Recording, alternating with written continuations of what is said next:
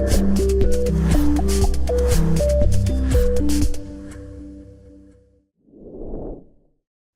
there, Rocket followers. Tina Lang here with your weekly Roundup report. This is for Saturday, May 31st through Friday, June 6th.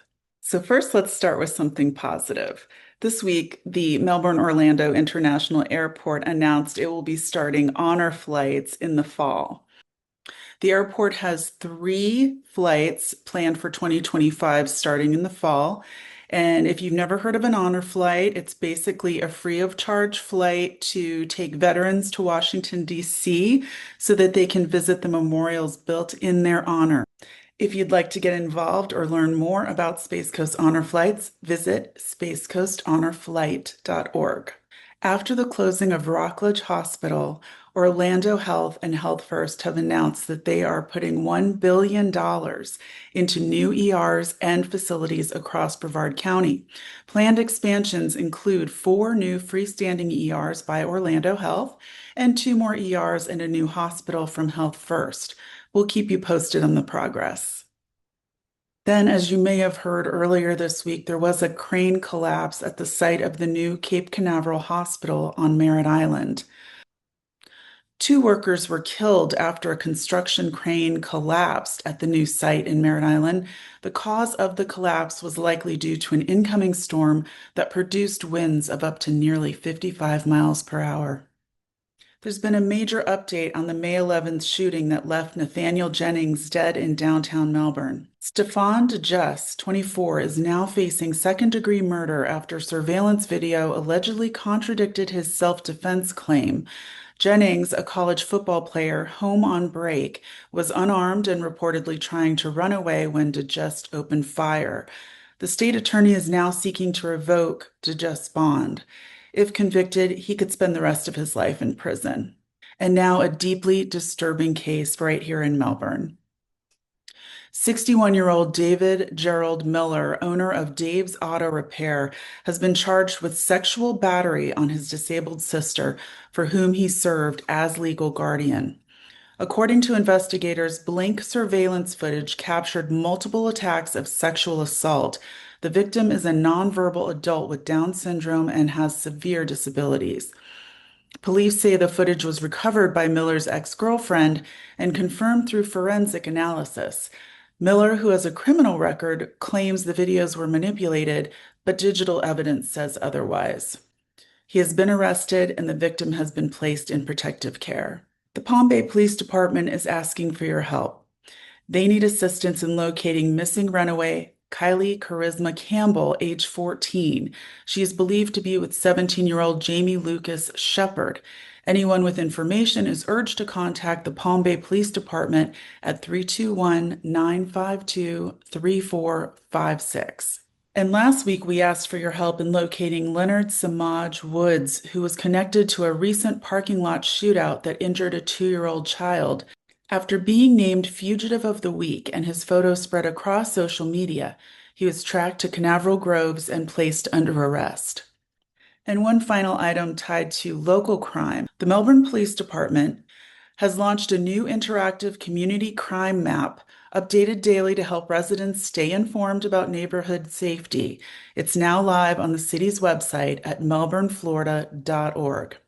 And finally, in local news, we honor the life of Richard Dick Blake, who passed away this week at the age of 91. Blake was the first African-American principal in Brevard Public Schools post-desegregation and served 40 years on the Rockledge City Council. Cocoa High's stadium bears his name, a testament to his lasting impact on education, civil rights, and community leadership in Brevard County. Donations in his memory can be made at the Cocoa High School Richard Blake Scholarship Fund.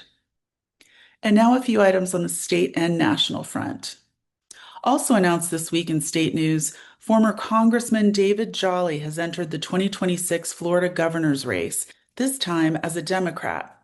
Jolly, once registered as a Republican, says he left the party over its alignment with Trump.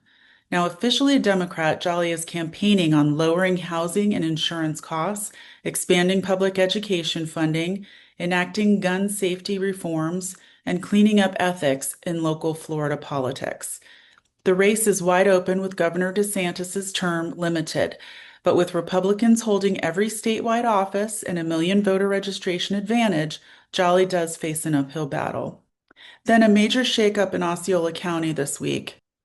Sheriff Marcos Lopez has been arrested and suspended from office following serious racketeering charges. Governor Ron DeSantis announced Lopez's immediate suspension after a sweeping investigation revealed Lopez's alleged involvement in illegal gambling and money laundering, accepting unlawful compensation while serving as sheriff, obstructing investigations using law enforcement resources, and operating illegal slot machines and gambling houses across multiple counties. 26 criminal acts between 2019 and 2024. We will definitely keep you updated on this story. Also in state news, the Florida Department of Motor Vehicles has issued a warning. Residents may have received a text scam recently claiming you owe a traffic ticket and threatening to suspend your license if you don't pay. Now, I think many of us know that the State Department will not text you asking for payment, so make sure you don't click on any questionable links or send money. Always call or visit your local DMV for the facts. Topping national news this week was a terrorist attack at a pro-Israel rally in Boulder, Colorado. 45-year-old Mohammed Solomon attacked rally attendees with a makeshift flamethrower and Molotov cocktails to try to set them on fire. He faces 118 counts, including 28 counts of attempted murder in the first degree. Solomon was heard shouting "Free Palestine" during the attack and is now in custody. Elon Musk has announced that SpaceX will begin decommissioning its Dragon spacecraft in response to Trump's call to cancel government contracts with Musk-affiliated companies. Trump claims canceling these contracts will save billions of taxpayer dollars. But here in Brevard County, where SpaceX operations are deeply rooted, this could mean a devastating blow. Thousands of jobs tied to NASA, ISS missions, and satellite launches are now in question. We will absolutely keep an eye on this story. Also in presidential news, Trump has reinstated and expanded his controversial travel ban from his first term. Starting Monday, July 9th, full travel bans will be in effect for over a dozen countries, including Iran, Libya, and Yemen. Partial restrictions will impact several other countries, including Cuba and Venezuela. And to end our weekly roundup on a positive note, Landon Cangiano, a Melbourne resident, found his stolen bike this week thanks to the power of social media. This was not just any bike, this was a Trek bike that belonged to his deceased father who passed away of COVID a few years ago. We did an interview this morning with Landon and his mom, Nicole, and you can find that on YouTube and on our Facebook page. Well, that's a wrap for our weekly roundup. Thank you so much for joining me, and we'll see you here again next week.